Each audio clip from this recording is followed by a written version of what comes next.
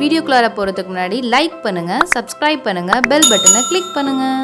Hi viewers, இன்றைக்கி நம்ம கோதுமை அல்வா பண்ண போகிறோம். அதுக்கு தேவையான பொருட்கள் என்னென்னு பார்த்துடலாம். 1 கப்பு நெய், 5லேருந்து 10 முந்திரி, 2 ஏலக்காய், இந்த அளவில் இந்த கப் அளவில் 1 கப் கோதுமை, அதே கப் அளவில் 1 கப் சர்க்கரை, இதே கப் அளவில் 2 கப் தண்ணி. வாங்க எப்படி செய்கிறதுன்னு பார்க்கலாம்.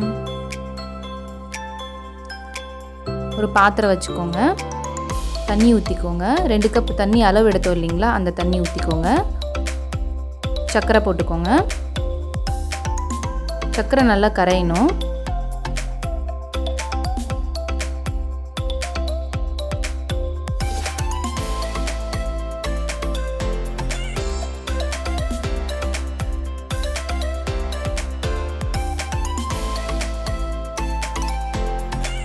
இப்போ பாருங்கள், சர்க்கரை நல்லா கரைஞ்சிருச்சு. இப்போது நம்ம ஏலக்காய் போட போகிறோம். ஏலக்காய் போட்டு 2 கொதி வந்தோடனே ஆஃப் பண்ணிடுங்க. ஒரு 10 நிமிஷம் இந்த சுகர் சிரப் நல்லா ஆறட்டும். கடாய் எடுத்துக்கோங்க. இப்போது நம்ம அல்வா செய்ய போகிறோம். கடாய் அடுப்பில் வச்சுக்கோங்க, லோ ஃப்ளேமில். நெய் ஊற்றிக்கோங்க.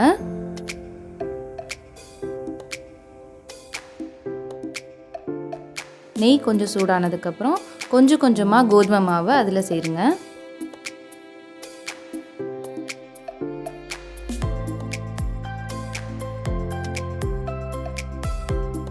கிளறி விட்டுக்கிட்டே இருங்க, இல்லைன்னா கட்டி சேர்ந்துடும்.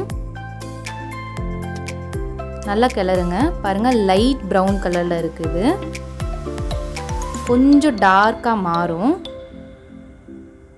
கிளறி விட்டுக்கிட்டே இருங்க, இல்லைன்னா அடி பிடிச்சிரும். கேஸை கொஞ்சம் மீடியம் ஃப்ளேமில் வச்சுக்கோங்க.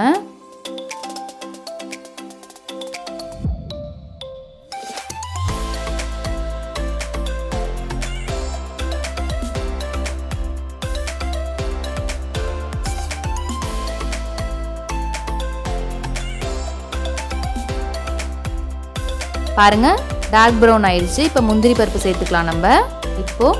நம்ம சுகர் சிரப் ஆட் பண்ண போகிறோம். ஆட் பண்ணிட்டு நல்லா கலருங்க. எல்லா சிரப்பும் அப்சார்ப் பண்ணிக்கும். அது நல்லா கிளறிக்கிட்டே இருங்க, கைவிடாமல் கிளறுங்க. பாருங்க, திக் ஆயிடுச்சு. நம்ம ஊற்றின நெய் சைடில் வரும், அது வரைக்கும் கிளறுங்க. கடாச்சட்டியில் ஒட்டாமல் வரும், அதுதான் பதம்.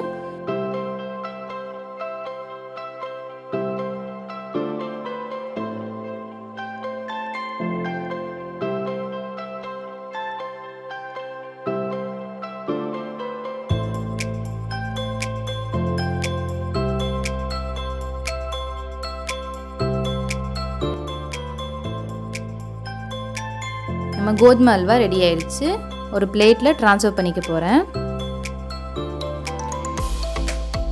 கார்னிஷ்க்கு முந்திரி பருப்பு யூஸ் பண்ணியிருக்கேன். இந்தாங்க, டேஸ்ட் பண்ணி பாருங்கள். உங்களுக்கு இந்த ரெசிபி பிடிச்சிருக்குன்னு நினைக்கிறேன். பிடிச்சிருந்தா லைக் பண்ணுங்கள், சப்ஸ்கிரைப் பண்ணுங்கள், ஷேர் பண்ணுங்கள், கமெண்ட் பண்ணுங்கள். தேங்க்யூ.